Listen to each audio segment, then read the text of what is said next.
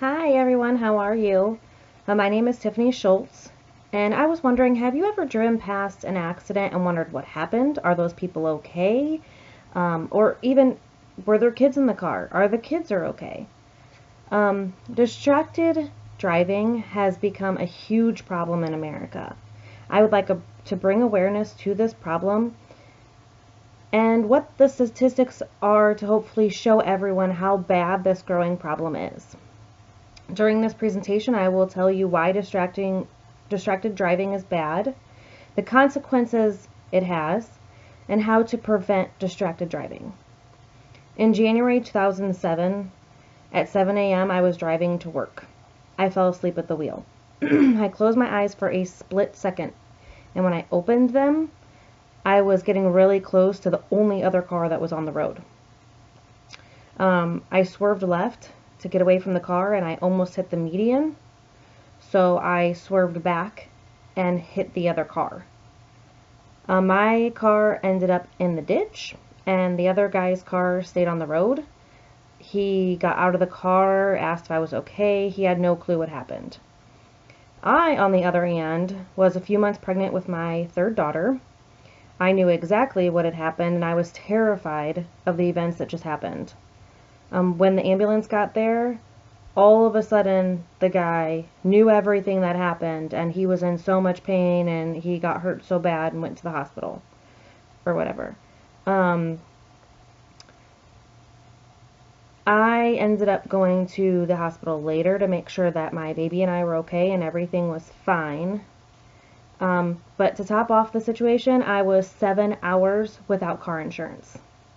So I had a really big bill to pay. The whole situation could have been a whole lot worse. I could have been hurt worse. I could have lost my baby. The other person could have been hurt a whole lot worse than faking a neck injury.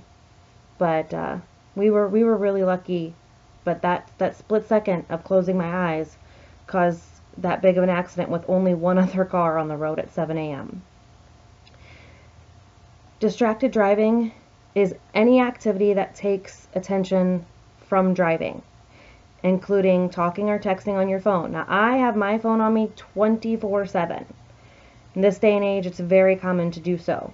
However, I do not text and drive. I will talk on the phone and drive, but I do not text and drive. This also includes eating and drinking, going to grab that soda or grab that food, touching your stereo, change your radio station, all is distracted driving. Texting is the most alarming distraction. Sending or reading a text takes your eyes off the road for 5 seconds. At 55 miles per hour, that's like driving the length of an entire football field with your eyes closed. As stated on www.distraction.gov, not having your full attention on driving increases your risk of crashing. As of December 2015, 156.7 billion text messages were sent in the United States.